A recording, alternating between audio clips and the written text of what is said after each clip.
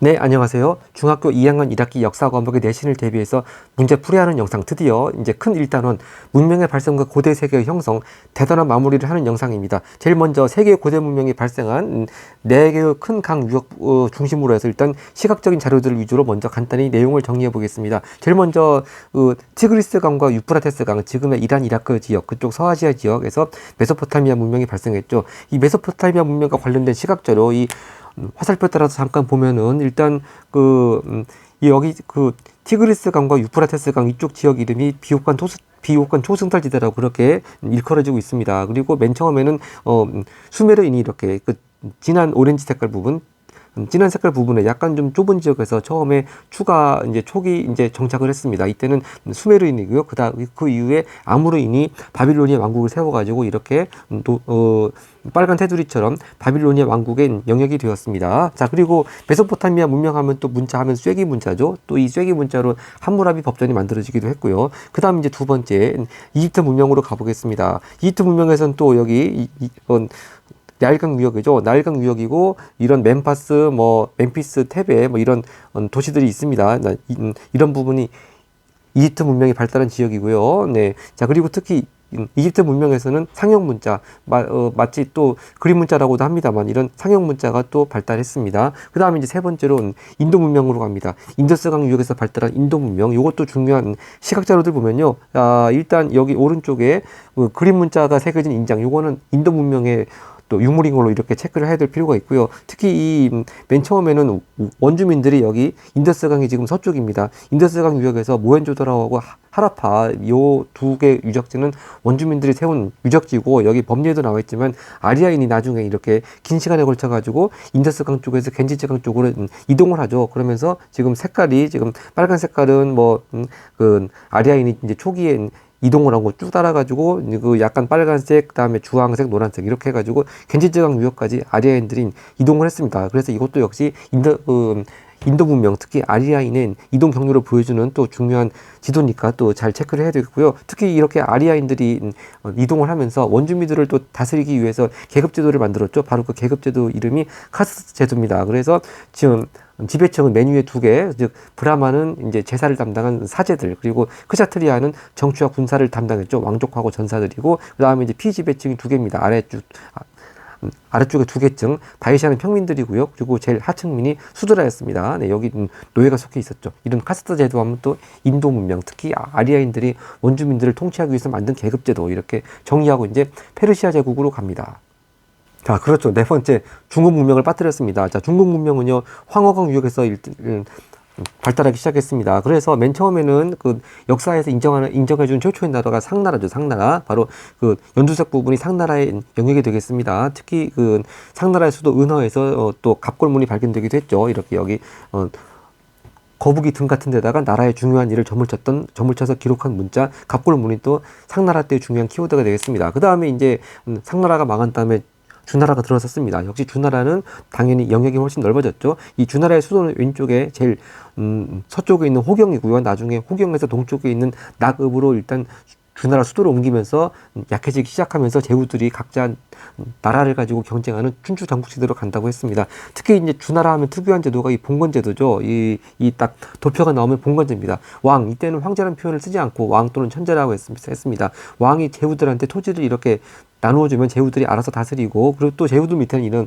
여러 가지 경태부 이런 직책을 가진 사람들이 또 밑에 있겠죠. 자, 그리고 이 제후들은 이제 왕한테 세금을 내고 또 군역을 부담하는, 즉 위적이 쳐들어왔을 때 나라를 위해서 왕을 위해서 싸워줘야 될 그런 의무를 부담하게 되는 그런 관계, 바로 주나라 특유한 봉건제가 되겠습니다. 그 다음에 이제 페르시아 제국으로 가겠습니다.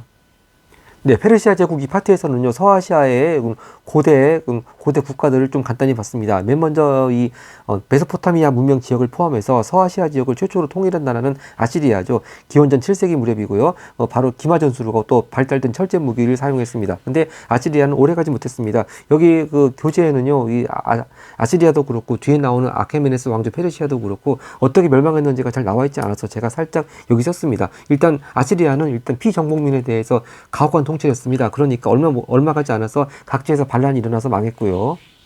이렇게 각지에 반란이 일어나서 아시리아가 망한 다음에 좀 분열되어 있다가 다시 기원전 6세기 무렵에 아케메네스 왕조 페르시아가 통일을 했습니다. 그래서 서아시아 지역 재통일했고 이때 왕은 키루스 2세고요. 특히 다리우스 1세 때 전성기를 맞이했습니다. 다리우스 1세. 자, 그 다음에 이제 당연히 아케메네스 왕조도 망하게 되는데 여기 뒤에 나오겠지만 그리스하고 전쟁하는 과정에서 쇠퇴하기 시작을 했고요. 아케메네스 왕조 페르시아는 누구한테 망했냐면 알렉산드로스한테 망했습니다. 네, 이렇게 알렉산드로스한테 망했고요. 이 교재에는요, 이 아케메네스 왕조 페르시아 다음에 곧바로 기원 후로 넘어가서 3세기 무렵에 사산 왕조 페르시아라고 나왔는데 그 사이 뭐 하나가 빠졌죠. 네, 짧긴 했지만 파르티아가 또 이제 다시 이 서아시아 지역을 또 통일했습니다. 자, 그래서 파르티아가 잠깐 있었고 그 다음이 다시 페르시아 왕조를 부활한다는 것을 내걸고 사선 왕조 페르시아가 3세기 무렵에 다시 서아시아 지역을 통일했습니다. 자, 그래서 이 영역을 보면요, 그 영역을 보면은 지금 사선 왕조 페르시아하고 여기 왼쪽이 아케메네스 왕조 페르시아인데요.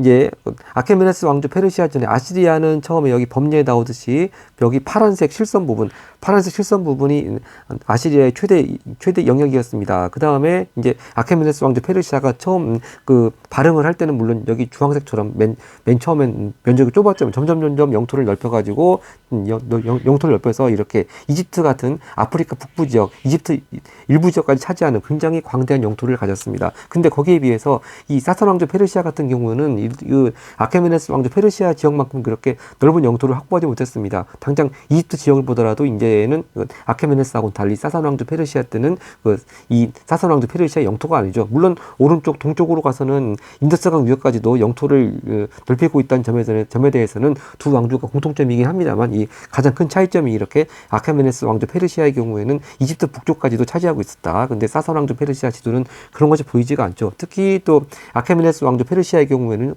바로 다리우스 1세 때 왕의 길이라고 그래가지고 왕의 길, 여기 수도인 수사에서부터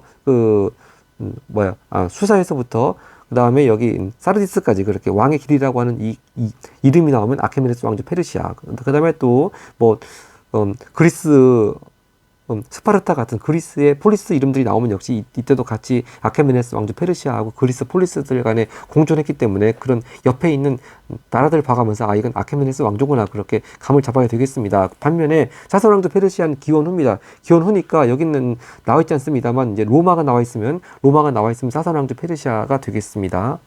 특히 여기 260년에 에데사 전투라고 하는 게 나오는데요. 바로 사산 왕조 페르시아 때 샤프루 1세가 로마 황제를 사로잡은 전투가 또 에데사 전투입니다. 근데 이 사산 왕조 페르시아는 로마 제국이 멸망한 후에도 서로마 제국이 멸망한 후에도 동로마 제국이 계속 비잔팀 제국으로 계속 이어질 때까지도 계속 비잔팀 제국하고 경쟁을 쭉 했었습니다. 자, 하여튼 이렇게 아케메네스 왕조 페르시아와 사산 왕조 페르시아 서로 영토라든지 인접해 있던 나라들 같이 비교해가면서 지도를 좀 구별해봤고요. 다시 이제 위로 올라가 보면은 이 사산 왕조 페르시아 때 유명한 종교가 나오죠. 조로아스터 교가 국교가 됐습니다. 물론 조로아스터 교가 처음 창시된 때는 아케메네스 왕조 때 처음 창시가 됐습니다만 국교가 된 때는 사산 왕조 페르시아 때고요. 특히 파르티아도 그랬지만 사산 왕조 페르시아도 동서 중기 무역으로 번영을 했습니다. 그래서 파르티아 때는 이제 서쪽은 로마, 동쪽은 중국의 한 나라 그런 나라들이 있을 때였죠. 자, 이제 바로 이제 중국 춘추 전국시대로 갑니다. 예, 춘추 전국시대 기원전 8세기 들어와서 주나라가 도읍을 호경해서 동쪽 나급으로 옮긴 다음부터 쇠퇴하기 시작했습니다. 그러면서 이제 혼란기에 접어들었고 그 과정에서 여러 가지 개혁 방안을 주장하는 제자백가가 활동을 했다고 하는 얘기고요. 그 다음에 그 혼란 시기를 기원전 221년 진나라 시황제가 통일했고 최초의 황제 명칭을 사용했고요. 진나라 시황제는 중앙 집권 정책을 추진해서 주나라의 봉건제도와는 달리 군현제를 실시했습니다. 즉 황제가 직접 모든 군현마다 지방관을 파견했습니다. 그러다가 이제 진나라도 얼마 못지 안 가서 이 진시황제 가혹한 통치 만리장성 같은 거 쌓고 세금 많이 거두고 그런 것 때문에 곧 멸망했다가 다시 기원전 202년에 한나라 유방이 통일을 하죠. 한나라 유방이 한나라 고조고요. 한나라 유방은 특유하게 군현제와 봉건제를 섞은 군국제를 채택했습니다. 그러니까 황제가 다스리는 서쪽은 지방관을 파견하는 군현제를 쓰고요. 또 멀리 떨어진 동쪽은 마치 봉건제를 섞어서 제후들한테 다스리게 했습니다. 그래서 그런 제도 가리켜서 군현제라고 그러죠. 자, 그러다가 이 한나라가 왕망이라고 하는 위척해가지고 기원도 8년에 망했습니다. 그래서 그 왕망이 황제 자리를 빼앗고 신이라고 하는 나라를 세웠습니다. 그것도 얼마 가지 못했습니다. 다시 기원 후 25년 그 역시 유씨의 그 일족이었던 그 유수가 다시 후한을 세웠습니다. 그래서 뒤에 다시 세운 한나라라고 그래가지고 후한이라고 하고 바로 후한 광무제라고 그러죠. 네, 자 이렇게 해서 왕망 앞에가 전한 그리고 왕마 뒤가 후한 그렇게 불려지고 있습니다. 다시 이제 서쪽으로 그리스 세계로 가겠습니다. 네, 그리스 세계에서는 원래 작은 도시 국가들 형태인 폴리스들이 많이 있었다고 했습니다. 그 중에 특히 아테네에서는 민주정치가 발달했고 또 다른 폴리스 스파르타도 있긴 했습니다만 또 스파르타는 또 군사 통치를 실시했다고 했습니다. 특히 아테네 민주정치가 발달하는 과정, 특히 세 명의 유명한 정치가에 대해서 좀 정리할 필요가 있겠는데요. 여기 이렇게 세 명의 정치가 여기 나온 부분입니다. 솔로는 재산 소유하는 정도에 따라 가지고 참정권 부여를 달리게 했습니다. 그러다가 크리스테네스 때는 이렇게 재산 소유 정도에 따라 참정권 가지는 거 그런 걸 폐지를 했고요. 특히 크리스테네스의 중요한 정책은 도편 추방제, 즉 참주가 될 것 같은 사람을 그렇게 그 도자기 겉면에 그렇게 적어서 내쫓게 하는 제도, 도편 추방제 도입했고요. 그리고 페리클레스 때에는 또 추첨으로 관리를 선발했습니다. 특히 페리클레스 때에는 민회 중심의 직접 민주 정치가 발전하고 정착했다. 이렇게 세 명의 중요한 정치가 정리할 필요가 있겠습니다. 자, 그리고 이렇게 각 폴리스들이 발전을 하다가 아까 전에 봤던 아케메네스 왕조 페르시아하고 그리스 폴리스들하고 전쟁이 벌어졌습니다. 바로 그것이 페르시아 전쟁이었고요. 아까 전에 봤던 다리우스 1세 때부터 그 후대 왕까지 세 차례에 걸쳐가지고 전쟁이 일어났습니다만 페르시아가 패하면서 페르시아는 아케메네스 왕조 페르시아는 쇠퇴하기 시작했다고 했습니다. 네, 이렇게 다리우스 1세 때부터 후대 왕까지 전쟁을 벌였고요. 자, 그 다음에 이제 그리스가 또 그리스 내부 폴리스들끼리 전쟁을 벌인 것이 펠로폰네소스 전쟁이죠. 네, 아테네 중심의 폴리스들, 이걸 가리켜서 델로스 동맹이라고 그랬죠. 그 다음에 스파르타를 중심으로 한 폴리스들, 또 약칭해서 펠로폰네소스 동맹, 펠동이라고 제가 쓰겠습니다. 이렇게 델로스 동맹과 펠로폰네소스 동맹끼리 전쟁을 벌여서 그 펠로폰네소스 전쟁에서 펠로폰네소스 동맹이 이기긴 했습니다. 그 이후에 폴리스가 쇠퇴를 하기 시작했습니다. 그래서 결국은 바로 마케도니아가 그리스 세계를 통일했습니다. 바로 알렉산드로스 대왕이죠. 그래서 이 알렉산드로스 대제국이 만들어졌고요. 네, 서아시아 지역은 물론이고 이집트 지역까지 그렇게 아주 넓은 대제국이 만들어졌고 바로 그 대제국을 통해서 그 그리스 문화와 동방 문화가 융합이 되면서 헬레니즘 문화가 만들어졌다고 했습니다. 자, 그 다음 이제 마지막 파트 로마 제국으로 가겠습니다. 네, 로마는 그리스하고는 달리 처음에 도시국가에 출발할 때 처음엔 왕정이었습니다. 왕이 통치하다가 이제 왕이 없어지고 공화정이 수립됐죠. 자, 이 초기에는 이제 귀족들이 원로원과 집정관을 주로 차지하면서 귀족이 정치를 독점했습니다만 이제 정복전쟁하는 과정에서 평민들이 많이 또 권리가 신장이 됐습니다. 그래서 그 평민권이 신장됐다는 그런 또 그 내용 중에 하나가 평민회를 설치하고 호민권 선출했다고 하는 거죠. 제가 여기 쓰겠습니다. 네, 이렇게 평민을 설치하고 호민권 선출했습니다. 그 다음에 이제 공화정이 발전하는 과정에서 포에리 전쟁을 거쳐서 이 카르타고와 전쟁에서 승리를 함으로써 지중해 지역을 장악을 했습니다. 근데 그 후에 또 그 여러 가지 부작용이 나타났다고 그랬죠. 그러면서 공화정은 위기가 왔습니다. 왜냐하면 귀족들은 또 노예 노동을 통해서 대농장을 경영하는 반면에 자영농들은 또 식민지에서의 값싼 곡물이 들어옴을 해가지고 자영농은 몰락하게 됐다고 했습니다. 그래서 이런 공화정의 위기가 닥치니까 그라쿠스 형제가 나서서 좀 농지법, 곡물법 이런 걸 제정하면서 개혁을 하려고 했습니다만 실패했습니다. 그 다음에 이제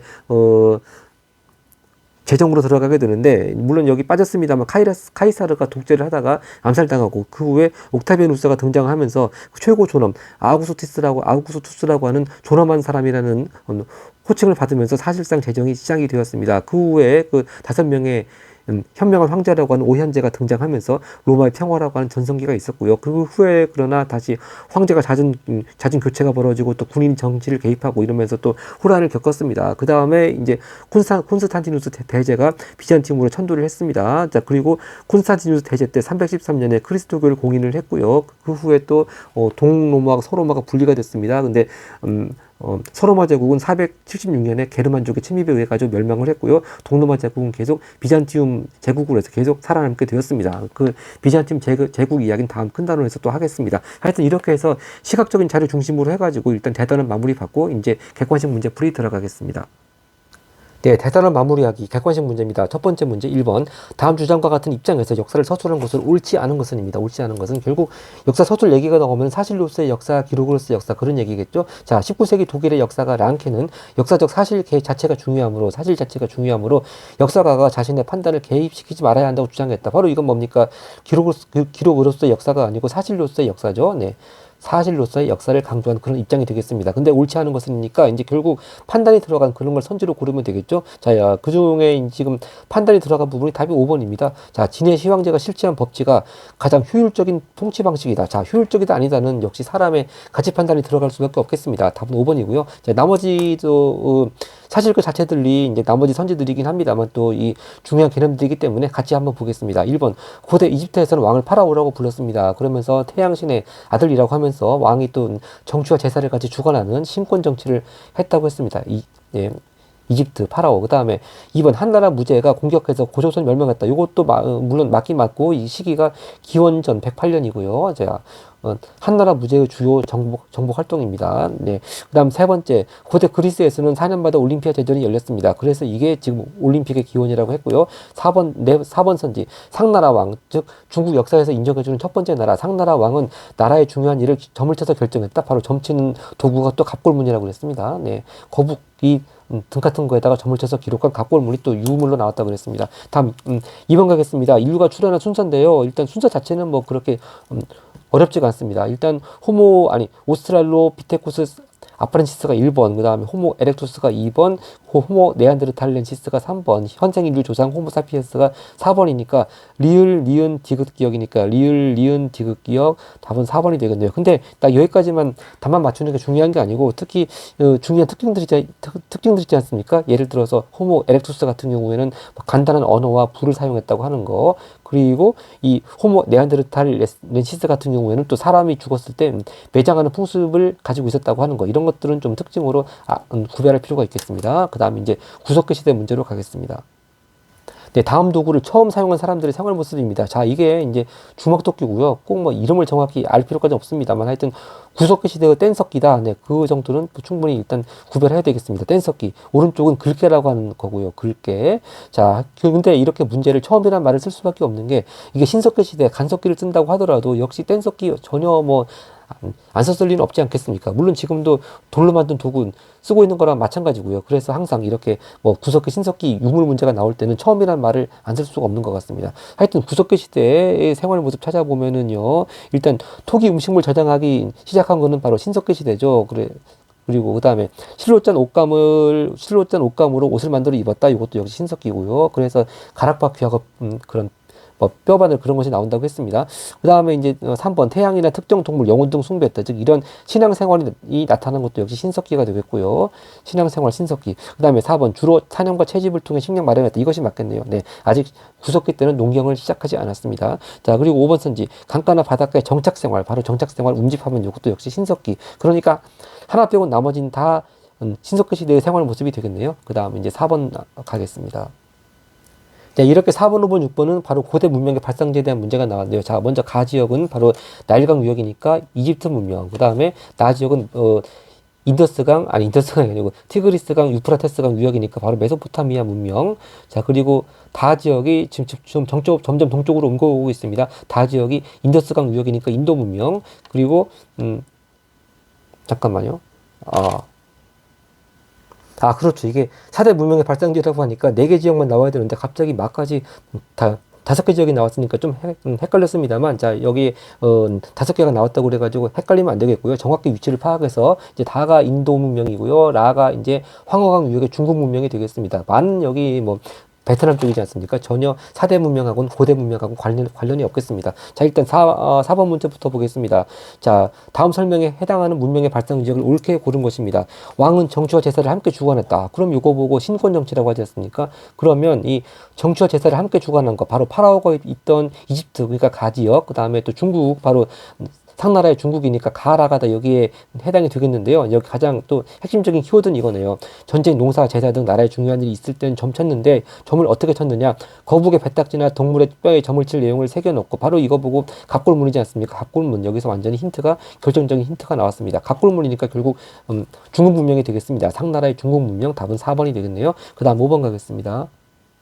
네, 5번은요, 이 문화유산이 어떤 걸 가리키는지 알면 맞추고 모르면 틀릴 수밖에 없는 그런 겁니다. 이게 지구라트죠, 지구라트. 바로 지구라트는 바로 메소포타미아 문명에서 수메르인들이 세운 그 신전이라고 했습니다. 그러니까 답은 나가 되겠습니다. 나. 자, 메소포타미아 문명의 수메르인이 만든 신전입니다. 그 다음에 6번입니다. 이제 위 가지역이니까 가지역은 아까 이집트 문명이라고 했죠. 네, 가지역 문명에 대한 설명으로 옳은 것입니다. 자, 이집트 문명 일단 1번 브라만구 숭배했다. 이건 인도 문명 중에서도요. 특히 아리아인이 이렇게 그 원주민들 통치하는 과정에서 브라만구를 만들었죠. 아리아인. 자, 그 다음에 2번 쐐기 문자 사용했다. 쐐기 문자는 바로 메소포타미아인들이 사용한 문자네. 답은 2번이 되겠습니다. 아니, 답은 지금 메소포타미아 문명이 아니고 이집트 문명이죠. 그리고 3번 함무라비 법전도 역시 메소포타미아 문명이고요.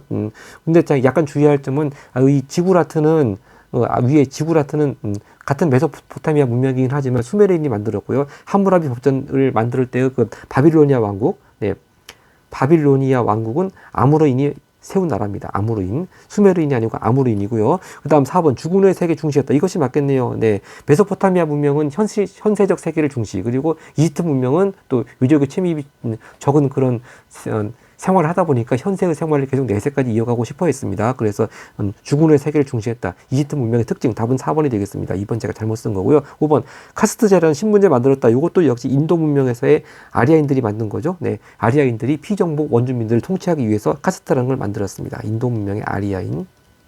네. 그 다음 페이지 가겠습니다.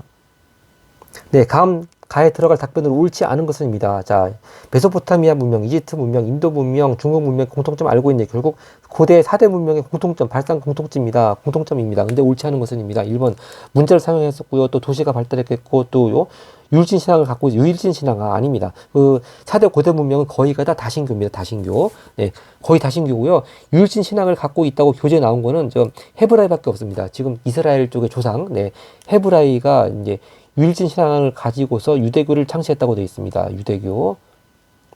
그래서 답은 3번이 되겠네요. 네. 4번 큰강 유역에서 발전했다. 큰강 4개 아까 다 봤었고요. 5번 대규모 공공건축물 만들었다. 이것도 당연한 얘기겠죠. 도시가 발달했으니까. 8번 가겠습니다. 다음과 같은 통치 제도를 시행한 국가입니다. 자, 왕이 나오고 중앙을 직접 통치하고 지방은 혈연 관계로 맺어진 친척이나 공신을 제후로 삼아 제후에게 나왔으면 끝났습니다. 바로 준나라의 봉건제를 말하는 거겠죠. 자, 이건 혹시나 전에도 소산원할 때 봤습니다만 이 준나라 봉건제 특징에 대해서 서술형으로 쓰라는 문제가 나올 수도 있으니까 다시 한번 개념을 좀 잘 봐야 되겠습니다. 제후는 자신이 다스리는 지역에서 왕과 같은 절대적인 권력을 가진 대신에 왕에게 공물을 바치고 군사를 제공하는 의무를 졌다. 또 여기 다 공물 다른 말로 하면 세금 내는 거죠. 세금. 자, 이것이 이제 주나라의 봉건제도의 특징이 되겠습니다. 주나라의 봉건제입니다. 자, 주나라의 특징 보면은요, 1번, 자, 함무라비 왕이 다스린 나라는 바로 메소포타미아 문명 지역의 바빌로니아 왕국이죠. 자, 그리고 2번 죽은 사람의 몸 미라로 만들었다. 미라는 이집트죠. 3번 하라파 모헨조다로 등 계획도시 건설했다. 바로 이건 인도 문명의 원주민들입니다. 아리아인이 아니고요. 그리고 4번 원주민을 지배하기 위해 카스트 제도 만든 것이 바로 인도 문명의 아리아인이고요. 아리아인. 그럼 답은 이제 5번이네요. 자, 유목민의 침입으로 수도를 호경에서 나급으로 옮겼습니다. 서쪽에서 동쪽으로 옮겼습니다. 그러면서 주나라는 쇠퇴하기 시작하면서 춘추 전국지대로 들어왔다고 했습니다. 다음 9번 가겠습니다. 네, 9번. 아시리아에 대한 설명으로 옳은 것은입니다. 자, 아시리아. 자, 그리스도교를 국교로 삼은 건 한참 뒤죠. 로마 때 가서, 네, 로마 때 테오도시우스 황제 때 국교로 삼았습니다. 로마 테오도시우스 황제 때.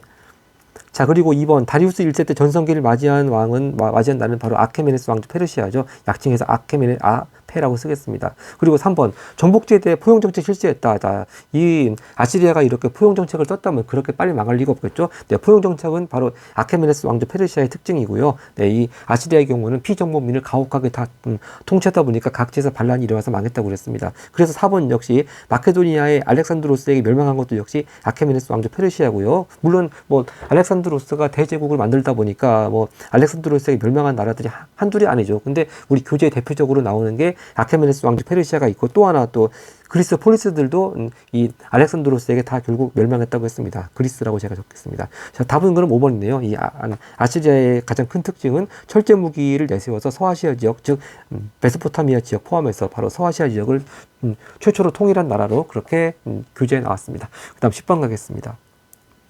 네, 이렇게 9번처럼 아시리아가 망하고 들어선 아케메네스 왕조 페르시아에 대한 문제입니다. 왜냐하면 무슨 길 얘기 나오면 아케메네스 왕조 페르시아밖에 없습니다. 바로 지도가 이렇게 아케메네스 왕조 페르시아는 뒤에 세워진 사산 왕조 페르시아하고 달라가지고 상당히 이 동쪽에 인더스강 위역부터 해가지고 서쪽으로 가면은 이집트 일부까지 아주 거대한 영토를 차지했다고 했습니다. 그래서 여기도 나왔듯이 파란 실선은요, 아시리아의 최대 영역, 결국 요거밖에 안 되고, 그리고 주황색 부분은 아케메네스 왕조 페르시아 처음 발흥지, 처음 일어난 곳이고요. 그리고 여기 바로 연두색 넓은 부분이 아케메네스 왕조 페르시아 최대 영역이 되겠습니다. 특히 여기 무슨 길 하면은 가 길이 바로 이제 페르시아 여기 수도 수사에서부터 사르디스까지 이렇게 쭉 길이 이어졌죠. 바로 왕의 길이라고 하는 거, 네, 왕의 길이라고 하는 걸 만든 다리우스 1세죠. 네, 다리우스 1세.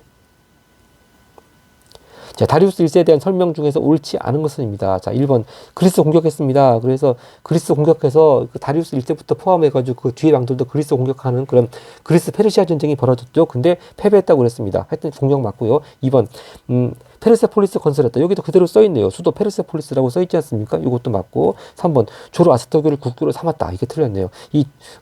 아케메네스 왕조 페르시아 때 조로아스터교가 창시가 된 건 맞는데 국교로 된 거는 바로 사산 왕조 페르시아 때 국교가 되었습니다. 4번 지방의 총독과 감찰관 파견했다. 그렇죠. 일단 총독 파견한 다음에 또 총독을 감찰할 감찰관이라고 그래가지고 또 이 사람들을 보고 왕의 눈 왕의 귀라고 그랬죠. 자, 그리고 4번에 이어가지고 이렇게 지방에 왕이 직접 총독을 파견한다고 하는 건 그만큼 중앙 집권적인 통치체제라고 하는 얘기죠. 마치 진시황제 군현제랑 좀 비슷합니다. 결국 4번이나 5번이나 서로 뜻이 통하는 말이 되겠습니다. 답은 그래서 3번 조로아스터교가 창시되긴 했지만 국교로 삼은 건 아닙니다. 네, 11번 가겠습니다. 11번 다음 설명에 해당하는 국가입니다. 아케메네스 왕조 페르시아 멸망 후 서아시아에 등장했고 그 다음에 동서 연결하는 중개 무역으로 번창했고 근데 사산 왕조 페르시아에 의해서 3세기 초에 멸망했다. 그러면 아케메네스 왕조고 사산 왕조 사이에 들어가는 나라 딱 하나 있었죠. 파르티아. 답은 1번이 되겠습니다. 그 다음 12번입니다. 네, 12번입니다. 다음 가에 들어갈 국가에 대한 설명입니다. 옳은 것은입니다. 페르시아 제국의 부흥. 자, 부흥이라고 하는 건 앞에 한번 누가 발전한 나라가 있었는데 그것이 망해가지고 다시 그걸 일으켜 세운다. 그런 의미가 있겠습니다. 그러면 자, 앞전에 아케메네스 왕조 페르시아 제국이 망한 다음에 뒤에 사산 왕조 페르시아 제국 그걸 가리키는 말로 이해를 해야 되겠습니다. 그래서 메소포타미아 지역 이것도 아까 아케메네스하고 구별된다고 그랬죠. 아케메네스 왕조 페르시아 같은 경우에는 이집트 일부까지 차지했습니다만 이 사산 왕조 페르시아는 이집트 일부 지역까지는 차지하지 못했습니다. 그래도 일단 동쪽으로는 인더스강 유역까지 이른 대제국 건설했다고 했죠. 하여튼 약칭해서 제가 사산 왕조 페르시아 일단 적어 놓겠습니다. 사산 왕조 페르시아. 자, 또 제국 내 여러 지방에 총독을 파견하고요. 특히 이 아케메네스 왕조 페르시아는 지도에 그리스의 폴리스 이름들이 나오는데 이 사산 왕조 페르시아 때는 기원 후기 때문에 이제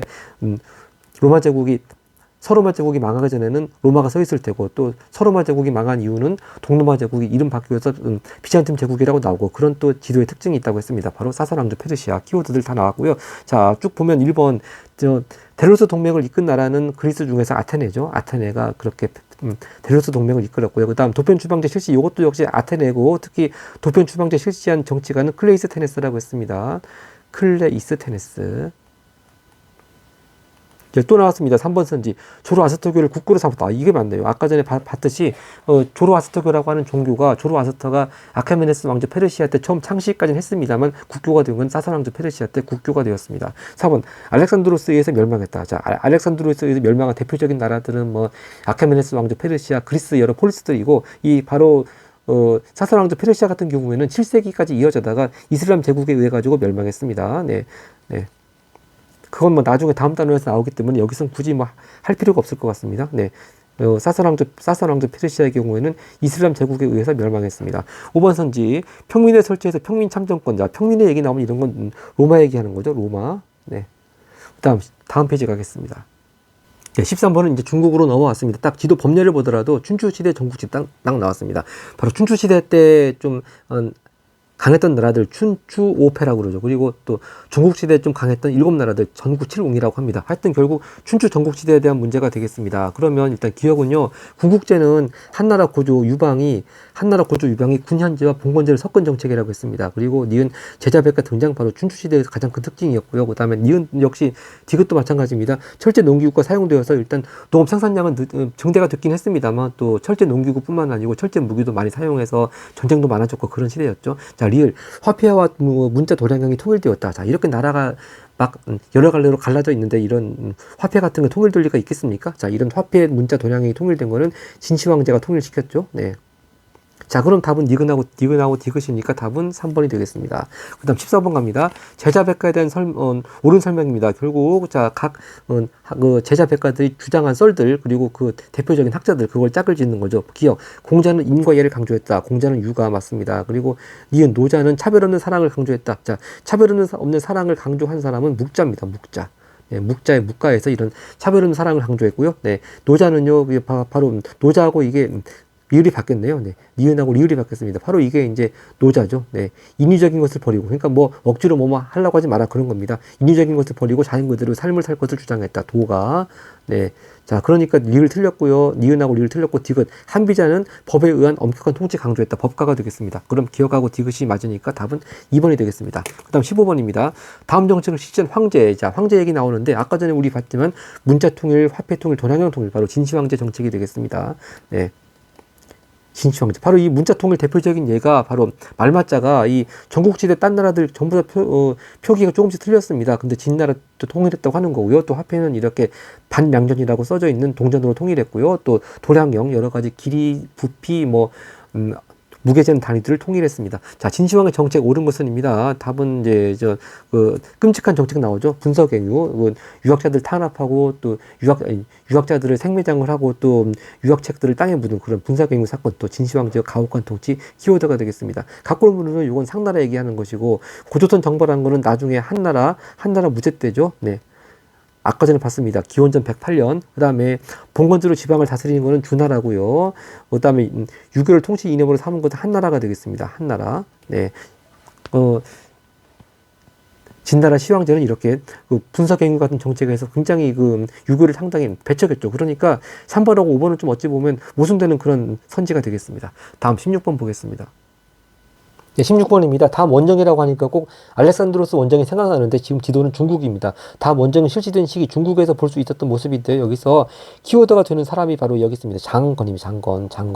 장건 나와 있습니다. 좀 글씨가 작은데요. 바로 장건이 이동한 경로입니다. 대월자하고 동맹을 맺기 위해서 이동했습니다. 왜? 바로 흉노를 공격을 하기 위해서죠. 흉노가 나왔습니다. 흉노 나왔고 대월제 나왔고 한나라 나왔습니다. 장건 나왔습니다. 바로 그렇기 때문에 바로 이 시기는 바로 한나라 무제 때가 되겠습니다.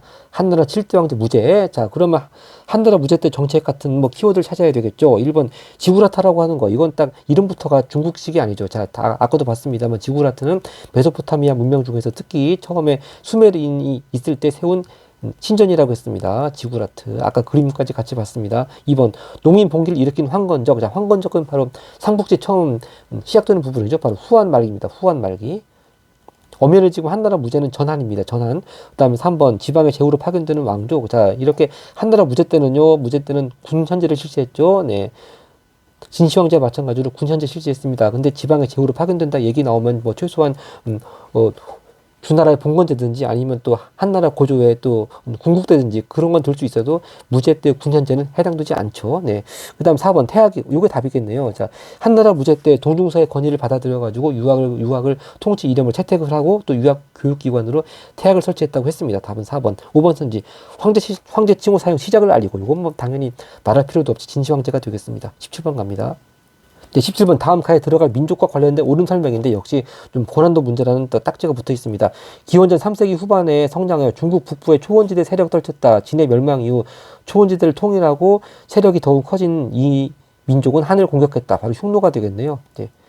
아까 전 지도에 나왔던 흉노입니다. 흉노. 자, 그럼 흉노에 대한 설명 보겠습니다. 기억. 광무제는요, 광무제가 후한이죠. 광무제는 흉노가 멸망하는 후한 세웠다. 자, 광무제는 신나라, 왕망이 세운 신나라를 멸망시키고 후한을 세운 것이죠. 네, 땡. 그 다음에 니은 한나라 무제는 자 일단 장관을 파견한 건 맞습니다. 흉노 때문에 장관을 파견한 것이 맞는데 동맹 맺는다고 하는 게 틀렸죠. 네, 흉노를 공격하기 위해서 대월주에 동맹을 맺기 위해서 장관을 파견했다. 아주 교묘하게 틀린 문제가 되겠습니다. 네, 장관을 파견한 이유는 대월주와 동맹을 맺기 위해서인데 뭐 대월주와 동맹은 성사되지 못했지만 이걸 기회로 해가지고 비단끼리 개척됐다고 했습니다.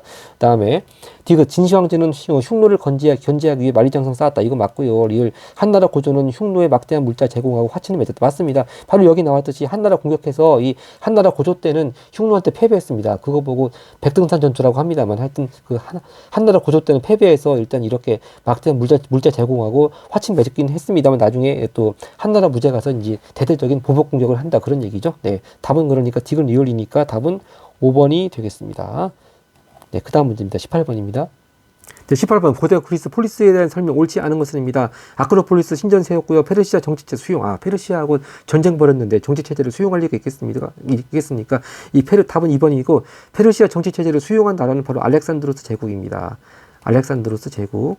자, 그 다음에 3번 올림피아 제전 열었고요. 그 다음에 또 아고라에는 바로 높은 지역에는 아크로폴리스 그리고 낮은 광장 지역에는 아고라 여기서 집회하고 장소 또 공공시설이 있었고요. 그리고 5번 각각 폴리스는 정치적으로 독립도 있었습니다. 네, 답은 2번입니다. 다음 페이지 가겠습니다.